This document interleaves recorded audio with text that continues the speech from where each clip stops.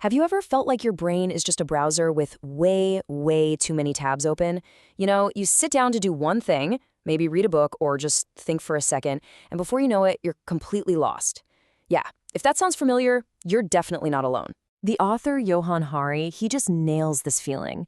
It's this moment he describes looking over at his friend, both just glued to their screens, and this sense of dread washing over him. This feeling that our ability to just be present is slipping away. So that really gets to the heart of it, right? Why is this happening to us? Is it some kind of personal failure? A lack of willpower on our part? Or is there something much bigger going on? In this explainer, we're going to dig into two radically different answers to that very question. Okay, let's dive right in. First up, we're going to look at the evidence for what one of our sources describes as a full-on systemic heist of our attention. And look, this isn't just a hunch. The numbers actually back it up. We're reading for fun way less than we used to. We're sleeping less, a whole hour less per night on average since the 40s. And it's not just individual, it's collective. The amount of time we as a society can focus on any single topic has been shrinking for over 100 years, and modern tech is just hitting the accelerator. So here's the first big idea, coming from Johann Hari's work.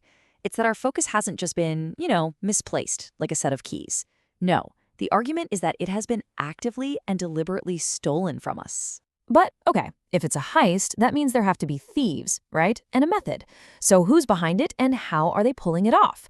Well, according to this first viewpoint, the answer is all about understanding the way our own minds work. So to really get what's being stolen, we need to talk about something called flow. You've probably felt it.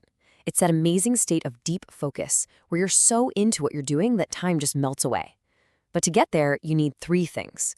One clear goal, it has to mean something to you, and it has to challenge you. Our modern world, with its constant pings and interruptions, makes getting those three things to line up almost impossible.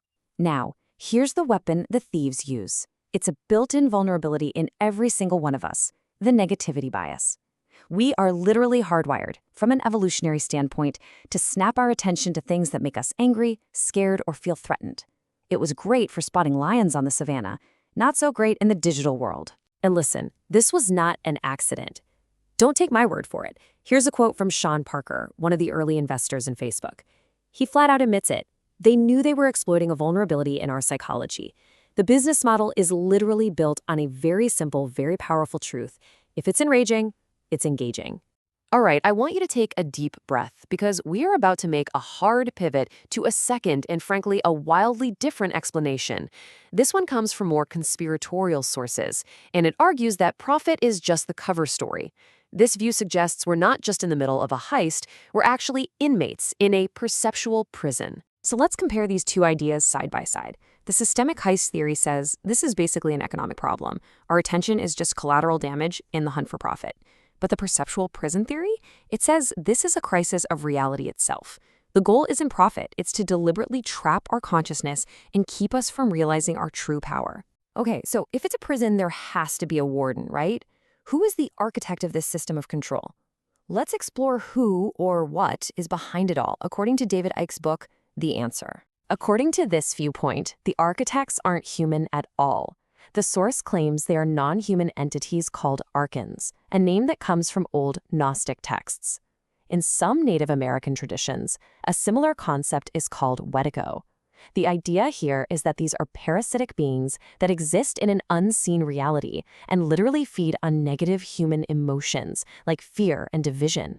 And the way this supposedly works is described with this really powerful metaphor. A hidden spider sits at the center of everything, pulling the strings of its web. That web is made up of all our major institutions, government, media, finance, you name it. To us, down on the web, it just looks like a bunch of random separate events. But according to this theory, they're all being coordinated by that central spider for one purpose: manipulation. So, we have two completely different diagnoses for what's wrong with us. And, no surprise, they lead to two completely different prescriptions for how to fix it. So how do we fight back? How do we reclaim our focus, or maybe even our entire reality?